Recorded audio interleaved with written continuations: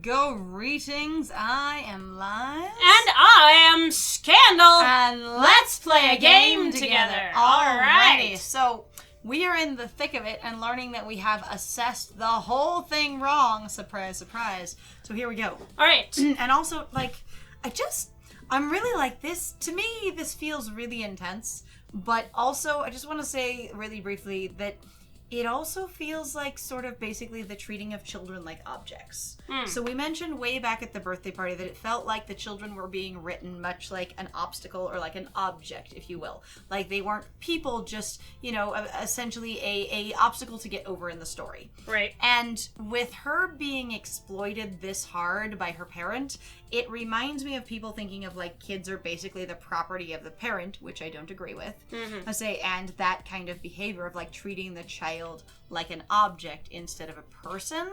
Well, and also what's frustrating for me, I think to add on with my friend, is to actually go that Deco treating Sue that way is not really different compared to apparently how we view that everybody else in this world treats their own kids. Like, you would treat all the other kids as if they're annoying, they're in your way, there's something either to, get out of your way or basically something to use. And even the same thing it seemed like with, what's her name? The arcade woman, the critic woman, about her own child. Is just basically, her child seemed like an excuse to basically pick on another, 8-year-old, which is wild. And also, and it was very much, we could see her child being drawn as though he was nervous about the whole thing. Like, that was the visual interpretation of the experience. And he was hiding behind her, and he never got a say in any of it. Right. And so it was like her saying, well, this is what's happening. It felt very strange, if you will. And so this feels like, to me, that they might not be seeing this situation as serious as it is, as essentially extorting your child is child abuse. Right. Blackmailing your child is child abuse. And so Deco could go away for child abuse, and that seems like a strong theme to me. It seems more like he's supposed to be the bad guy and he's just not being a good parent. Right. And I don't know that they've actually accomplished that there, if that's what they were going for. Otherwise, if they're really going for that kind of a dark theme, that's intense. Yes. But I understand and support her. I appreciate her nefarious talents and nurture them.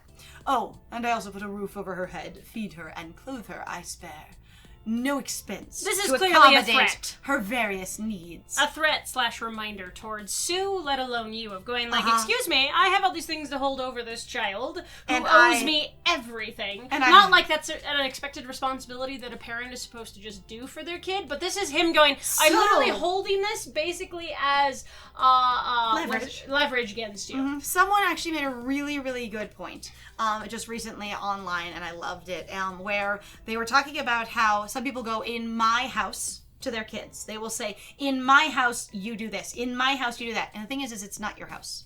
You bore them into it or adopted them into it. It's their house, too. They also share. So they also share and own it. And your kids inherit your shit if you die. Yeah. They are, as even Deco said, your heir. So it's their house, too. So when some parent comes in and goes, well, in my house, it's actually really derogatory towards the child, assuming that they don't own or have part in the place that they live and spend their life. Yeah. Anyway, so that. In other words, she knows that I made her. And I can unmake her at a moment's notice.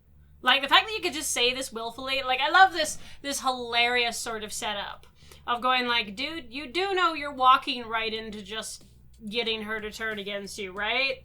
Well, but also that's a level of basically the abusers have done stuff like this. You're this sounds cartoonish, and I have accused kind of this character of sort of being out of left field, kind of where they were we don't really have any other ideas, so hey, that callback where we've been mentioning Deco. Giant cartoon villain. Yeah, giant cartoon villain. There are people who really genuinely have cartoonishly, what feels like cartoonishly, real people who act like this, and they can really do whatever they want because nobody around them will stop them. And the weird thing is again, this is a very standard, big bad boss kind of thing. Oh god, yeah. And threatening whoever you've got leverage over, your partner, your significant other, your henchman, whatever, going, I can unmake you. But usually that's done to an adult. The fact that it's being done to a minor, to a child, is, again, that steps it up and makes it more intense for me. Which is also where I was like, you seem even more cartoonish in that sort of wild way. But that was also like, so it reminds me of my friend and I have been watching this series called Call the Midwife. And there is an episode, so please excuse, there is apparently like literal sexual violence basically being done towards minors in this show. And again, they're just characters, but it's not explicit. But there is the implication in one of these stories that there is a girl who she lives on her father's ship, and she apparently has done nothing in the way that the show seems to frame it other than get fat, which the show portrays as being somewhat shameful, embarrassing, and terrible. And also basically be sexually available to her father. Her father is the captain. To her father's men, not her father. I don't know, but I was just explaining. The father is the captain, and the father has used her to sexually satisfy his men. And it's horrible. She describes it as her job, that she was hired by her dad to be the ship, basically whore. Yeah. To keep all the men satisfied because no one fights if there's no basically sexual tension. Right. Is the idea. And so she ends up pregnant under this situation, but it's really, really weird. Yeah. Also, she's the only one on the entire ship that speaks English, and she speaks it beautifully, so it's a little wild too. Yeah, I know, right? Well, I mean, there was the one guy, he's like, hey, don't say that, I'm from Glasgow. You know, so he spoke English as well. But it was just like, so you have a few people. After all. But he never really did do it. Father knows best. Oh. Father knows all. And in the world of arcades, Deco-Nami knows and controls all. You can't stop that. You can't fight it.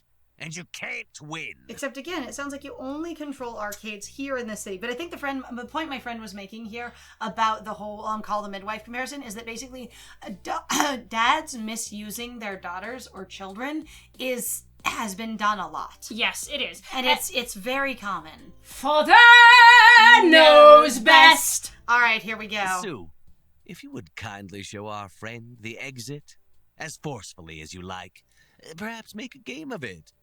See if your buddies can wreck the other leg. Oh, that's a little intense.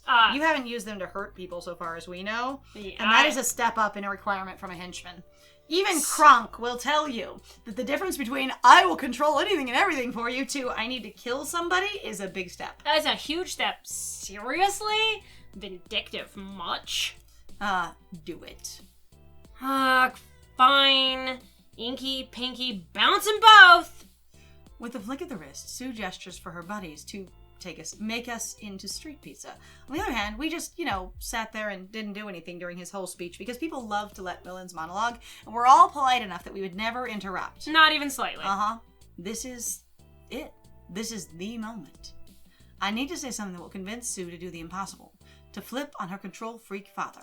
Okay? And it has to be something absolutely true to my core, to who I've become as a person. Do we get to see our stats? Because we don't know. So. It's time for Last Scandal to pull one more rabbit out of a hat. All right. Just love. I knew it was going to be love. You're stronger than him. You don't need Deco. He needs you. And I can help you see that. Yeah, I mean, that's fine. What are the other ones? Come on, where's the fun in that? I came to battle, and I challenge you to a pizza bagel eating contest. You call yourself a gamer. Prove it. This calls for a one-on-one video game showdown. That's your strategy? Toss us out? Surely you can come up with something more clever than that. All right, yeah, stronger. This feels wrong, Sue. I'm not talking about kicking us out or kicking us around. I'm talking about you taking orders from him.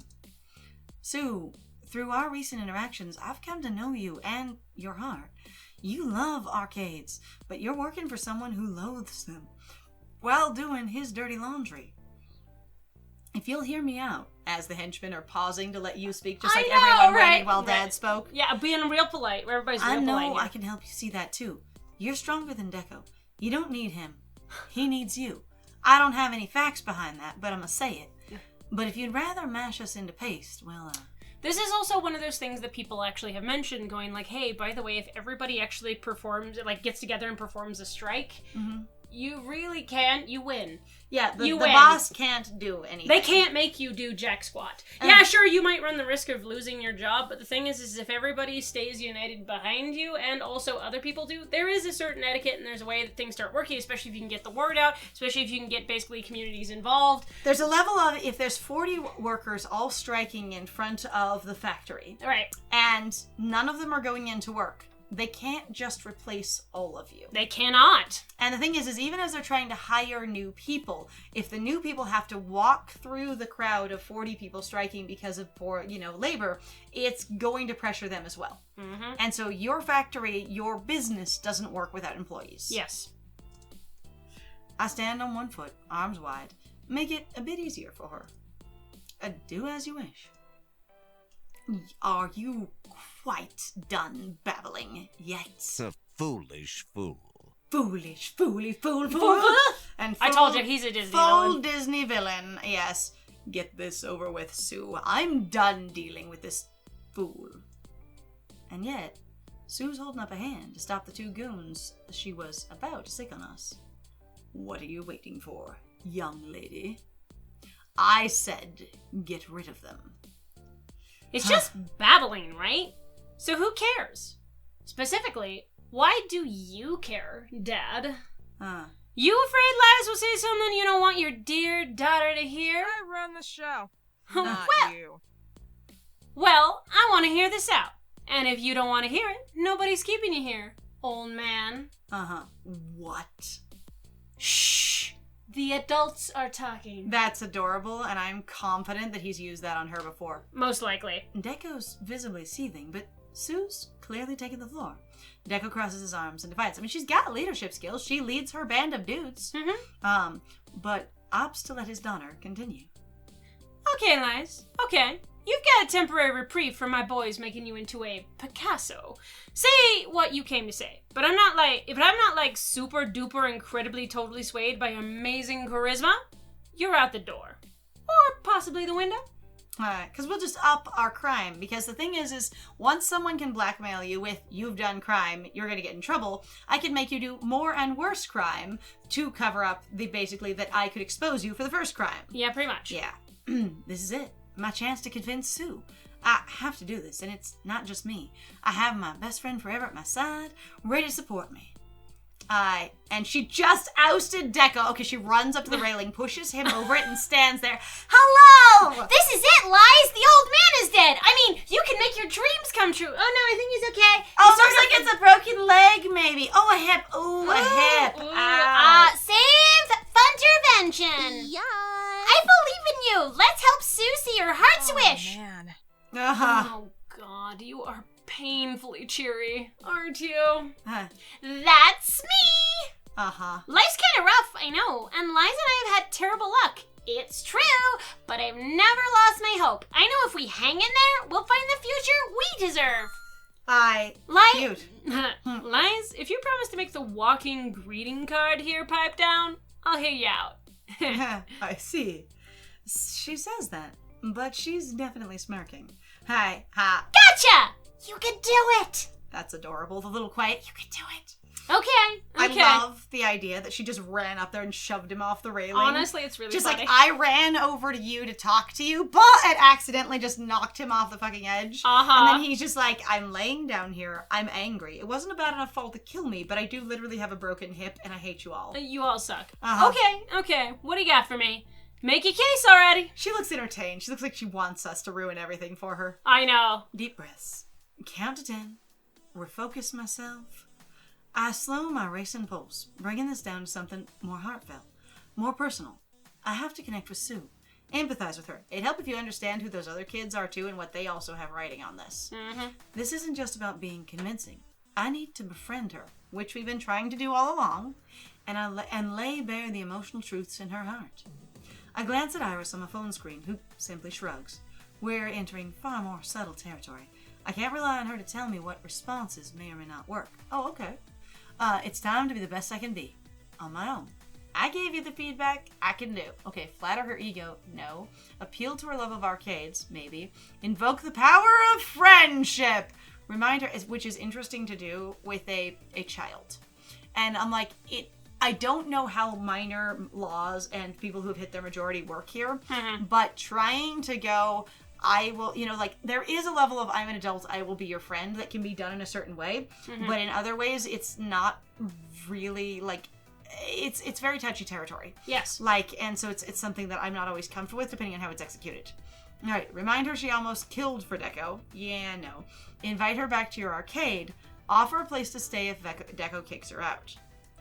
You know, I want to appeal to her love of arcades and offer her a place to stay. Well, if it says Deco you have kickers out. 4 chances, honestly, so she should... Oh, you know? Hang on. What? You can... Oh god, you can look at your stats?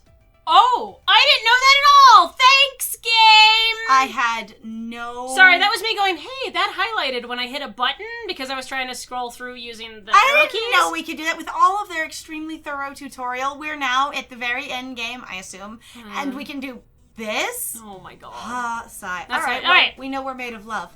All right, so let's start by, you have 4 attempts to sway Sue. So we're going to appeal to her love of arcades first. Okay. You love arcades, because I feel like if we were doing a speech, that's where you'd start. Yes. You've got pixels in your heart, Sue. I mean, look at this place. It's amazing. You built one heck of an arcade here, so all of your friends have a fun place to relax and enjoy themselves, in the spirit of the thing that I love. It's not that great. A lot of the games are busted. Seriously, you think you can appeal to her love of these pieces of garbage? Oh, that's not going to get her on your side at all. She does love them. She does. Sure. Such a shame. Such a shame. Only reason she has any of these games is because I couldn't find space in a landfill for them. They're my cast-offs. What's to love? You clearly do not understand your child. Yeah. Wrong. Damn it, Dad, they're not just junk. When I was a kid, I used to love going to your arcades. Bringing your daughter to work day was a treat. I got to have fun and enjoy all those great games. I felt special. Like I was a special kid because my daddy ran an arcade. I felt good. Like you were this amazing person I would look up to. But then you started throwing them out, replacing them with shitty fucking slot machines and mobile game ports. Sensing he's losing her, Deco switches tactics. Am I not generous? And I will totally just pretend like I was on board the entire time. And I gave you the games you loved. I just told you didn't love them. So this is a form of gaslighting where you don't tell her she's, seen it wrong, but you immediately contradict yourself as if you hadn't contradicted yourself. Yes. As if this is what you'd been saying all along. When you literally say those games don't deserve any attention or love, you go, and I gave you the games you loved. See? Yes. They're all down there. Instead of throwing them out, I gave you a very generous gift as my beloved daughter. And he's acting like that's what was going on the entire time, when clearly it wasn't. And it's not always as obvious as that, but like if you're used to someone in your life doing that and that's standard, you may not always see it when they do that kind of shift, but you also recognize that he's telling you this is another piece of leverage I have over you because I allowed you to have them even if I was trying to throw them out. It's not going to be enough just to say she loves games. I have to take Deco down a peg. Oh, it took away the other options. Oh, because this is a part of that particular section. Okay. So he generously gave you his garbage. Do you feel loved, Sue? Like a beloved daughter? When did you stop looking up to him? I want to engage with her. I feel like Lies has had so many points of disenfranchisement. It would be, when did you stop looking up to him? Right. Oh, when Because she's like, I used to look up to you. I thought you were the coolest. When did you stop looking up to him? You used to look up to him. When did that change, Sue? Was it just because he threw out games, or was it something more? It's not like he always was a jerk. No, I take that back. He was always a jerk. I just couldn't see it because I was a tiny little girl mystified by her arcade-owning daddy. I don't think it was any one thing. I just grew up. I grew up fast and hard. Started using my skills to get myself the things he wouldn't get me. Waste of money, he said. And when he caught me with a stolen credit card, I was expecting a lecture. Punishment. A father trying to set his daughter on the right path. But he encouraged me. Said nobody in this world mattered. And if I could take something, I had a right to take it. To rely on myself. Holy crap. You know what, Dad? You're a shit. And you taught me to be just like you. An asshole, I think it was. Probably asshole, honestly. Honestly, though, being a shit works too. It is. That's what changed. I couldn't look up to him anymore. And I couldn't look up to myself either. So the thing is there's a lot of times, yes, when people will act out and either break the law, break the rules, undermine their parents, and the whole thing of, teens rebel, which I don't agree that that's their highest quality. We've already discussed that. But this experience of going, when when people are breaking the rules, it is usually because they feel as if their needs are not getting met. Yes. Now, if you're in a job, it's not always a need that you're supposed to meet at that job. It's usually a need society is supposed to be meeting. Yes. So you can't always support people. But when it's someone in your family, it can really be a matter of going, hey, you are being an asshat, or something more sensitive verbally if that's your family culture. Right. And go, what do you need? What's going on? Why are you acting out? And not in aggressive, why are you acting out? But just to really going, hey, you did fill in the blank. Are you okay? Right. This isn't like you. When you find your kid with a stolen credit card, in this case, which he did, like she assumed, I would assume that you'd want to find out why they're feeling like they need to hide things from you. My friends who hid things from their parents, and even one of my best friends who's an adult now who talks extensively about having hid things from his parents, it was because their parents were taking away their sources of comfort, solace, support, self-expression, that kind of thing. And so then to try and get any of those things back, they would hide it. In his case, and this is going to sound like a really interesting nerd delinquent move, he got secret library cards because his mom would take away his library card every time, he was being grounded or something like that. Like she'd take away his bicycle so he couldn't go places, his autonomy, or she'd take away his library card so he couldn't get books and access to reading. Mm-hmm. And so he would hide books and make counterfeit library cards to be able to get around that, because that was how he coped. That was how he de-stressed. That was what made him, basically able to manage a lot of his life. That was his escapism, yeah. Exactly. And the thing was, it's like, I feel really profoundly for the various friends that I have as an adult and as a kid that hid things from their parents, basically to try and make their own life bearable. Yeah. And it wasn't like they were deliberately trying to buck their parents' control of, I will spite you, oh Kids parents. are just trying to be rebellious. Yeah, no, it that's was really more of they were trying to meet a need in themselves, and they didn't know how to do it. If she had basically a need for more outlet, for the games she missed, for whatever it was, even if it was to fill the lack of love inside of her, then that could have been addressed when the credit card was found. Right. And that's not, but we don't know what it's not. Yeah, so we have to deal with it in the next one, everybody. Okay, so thank you very much for joining us. If you like what we do, please feel free to like, comment, subscribe, and also share our videos if you're having a good time with us. Please also feel free to go check out our Ko-Fi or Patreon. We have some links in the description down below. And I have been Scandal. And I have been Lies. And it was great playing with you. Bye!